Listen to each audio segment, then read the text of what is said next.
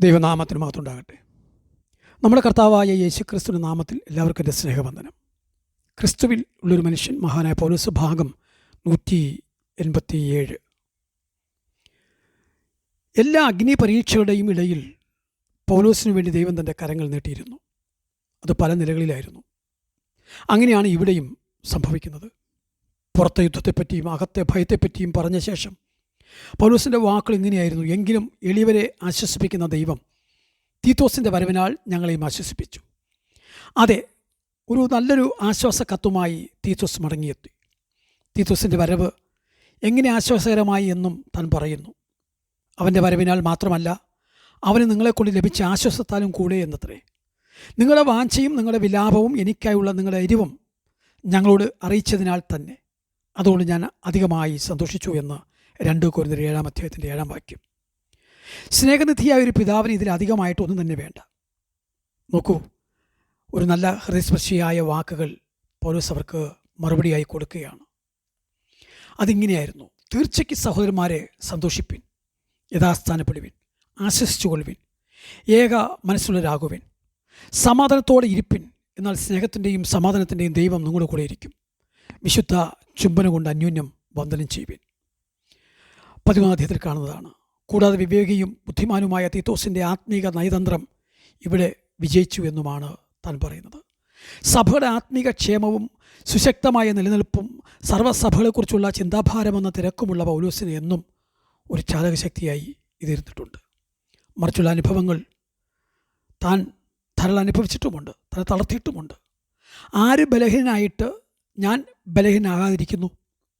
ആര് ഇടറിപ്പോയിട്ട് ഞാൻ അഴലാതിരിക്കുന്നു?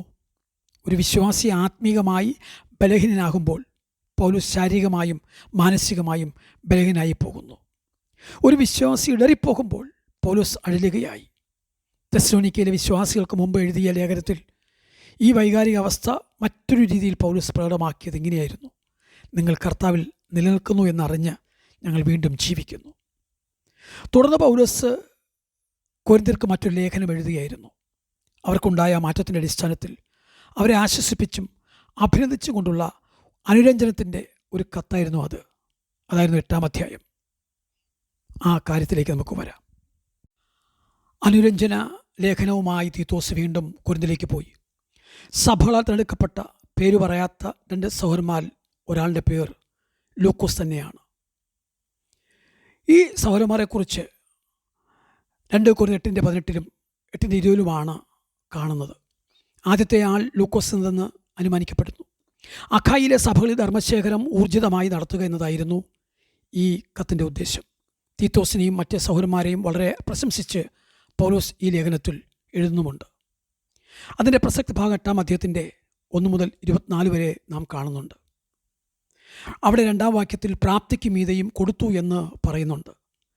ദശാംശമല്ല, അതിനപ്പുറം ചെയ്താലേ കർത്താവിനുള്ള സ്നേഹത്തിൻ്റെ ദാനമാകൂ എന്നത്രേ. പഴയ നിയമ സമ്പ്രദായമായിരുന്നു ദശാംശം.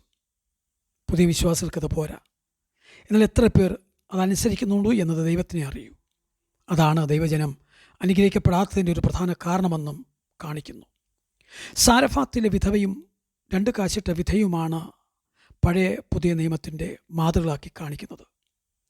മാസിഡോണിയയിലെ ദൈവജനത്തിൻ്റെ അനുകരിക്കാൻ പറ്റിയ ചില മാതൃകകൾ ആ വാക്യങ്ങൾ രേഖപ്പെടുത്തിയിരിക്കുന്നു. അതിൽ 6ഓളം കാര്യങ്ങൾ ഇങ്ങനെയാണ്: കഷ്ടതയെന്ന കഠിന ശോധനയിലായിരുന്നു, മഹാദാരിദ്ര്യത്തിലായിരുന്നു, സന്തോഷ സമൃദ്ധിയോടെ കൊടുത്തവർ, പ്രാപ്തിക്ക് മീതെ കൊടുത്തു, മാത്രമല്ല സൗജന്യമായി എല്ലാം കൊടുത്തു, പ്രതീക്ഷിച്ചതിൽ അധികം അവർ നൽകി. ഇത്രയധികം സന്തോഷത്തോടെ അവരത് ചെയ്യുവാൻ കാരണം അവർ തങ്ങളെ തന്നെ കർത്താവിന് സമർപ്പിച്ചതുകൊണ്ടാണ്. അതുകൊണ്ട് അവരുടെ കൈകൾ സഹായത്തിനായി തുറന്നു. എളിയവരെ ആദരിക്കുന്നവൻ ഭാഗ്യവനെന്ന് സംഗീതം 41-ാം അധ്യായത്തിലും, ദരിദ്രന്മാരോട് കൃപ കാണിക്കുന്നവൻ യഹോവയ്ക്ക് വായ്പ കൊടുക്കുന്നുവെന്ന് സദൃശവാക്യം അതിൻ്റെ 19-ാം അധ്യായത്തിലും കാണുന്നത് പോലെ അനുകരിക്കുവാൻ ഇവർ തയ്യാറായി. സ്വർഗമഹത്വം വെടിഞ്ഞ് ദരിദ്രനായി അവതരിച്ച കർത്താവ് തൻ്റെ ജീവനുൾപ്പെടെ സർവസ്വവും നമുക്കായി തന്നവനാണ്. അതിനു തക്കവണ്ണം നന്ദി കാണിക്കാൻ ഏതൊരു ദൈവത്തിനും കടപ്പാടുണ്ട്. തുടർന്ന് അടുത്ത ഭാഗത്തേക്ക് വരാം. ദൈവം അനുഗ്രഹിക്കട്ടെ.